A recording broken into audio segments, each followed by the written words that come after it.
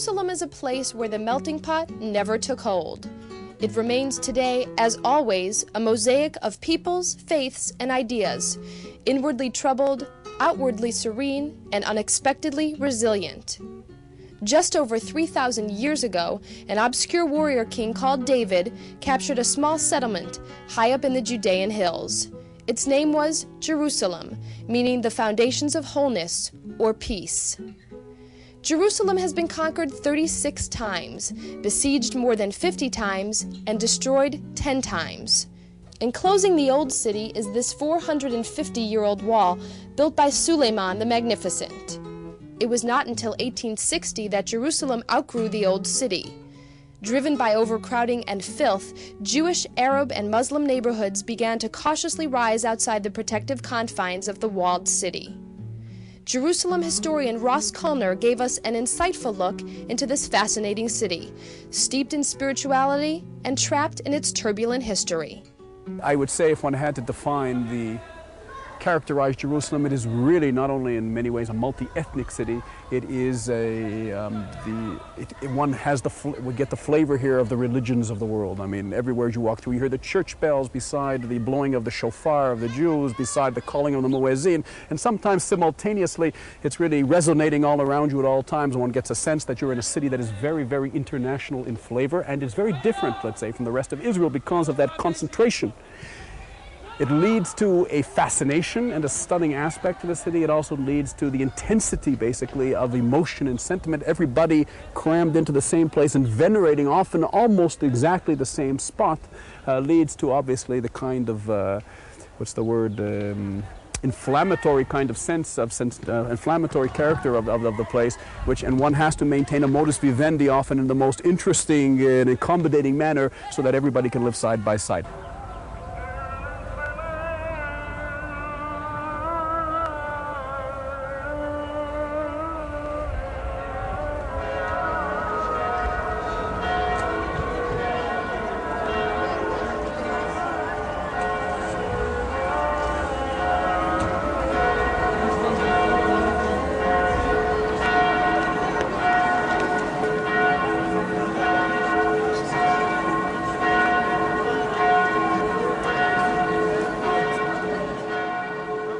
Within the old city of Jerusalem, within the walled city, we have four basic communities, or four basic sections.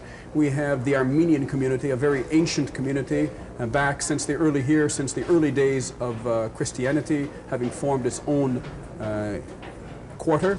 We have the Jewish quarter, which goes back hundreds of years, and following the hiatus between 1948 and 67, when Jews were denied access to the old city, having been rebuilt in these past 20 years, we have a general Muslim section in which the Muslim population within the walls lives, and a general Christian quarter, as opposed to the Armenian Christian quarter, a general Christian quarter in which are located the representations and delegations of many or most of the major Christian denominations of the world. Okay, we're now at the Church of the Holy Sepulchre, meaning that you're now more or less, in many ways, at the heart of the Christian quarter. Obviously, because of the centrality of this site to the Christian tradition. This is Golgotha. This is where Jesus was entombed, resurrection. The centrality, every Christian denomination, which sees itself obviously as the true church, wants to get control, or wanted for centuries to get control of this particular site.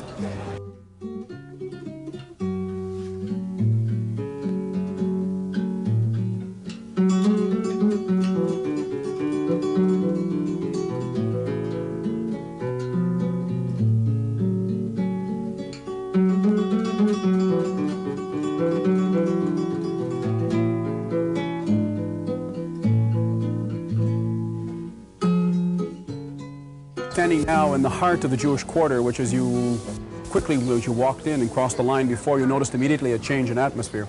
In the War of Independence, the Jews were expelled from this quarter following the surrender of the quarter to the Jordanian Legion. The gates of the old city were shut, and there was no access given to the Jewish population of Jerusalem, either to its ancient residential area within the walls, or to the sacred sites of the Western Wall down by the Temple Mount area. Behind us on the Temple Mount, we see two of the important and sacred sites to Islam. The Golden Dome of the Rock, which stands more or less precisely on the site of the original temple. And we see the slate gray roofed Al-Aqsa Mosque, which stands at the southern end of the Temple Mount area. The Golden Dome stands on the site where, according to Islamic tradition, Muhammad ascended on his magical al-Buq toward between the 7 spheres of heaven, getting the prayers for Islam. Whereas the Al-Aqsa Mosque acquired its name from the general name applied to the entire Temple Mount area, which means the furthermost, Al-Aqsa meaning the furthermost, which according to Quranic tradition or later Islamic tradition, Muhammad made a journey to Al-Aqsa, the furthermost mosque, and according to the tradition, this is the site of that. Down here you will meet the entire Jewish world. Why was it called the Wailing Wall, which is not a Jewish term? That was usually a term used rather derogatorily because of the habit or the impression that Jews were weeping and wailing all the time. The wailing has a certain connotation to it, which is not particularly positive.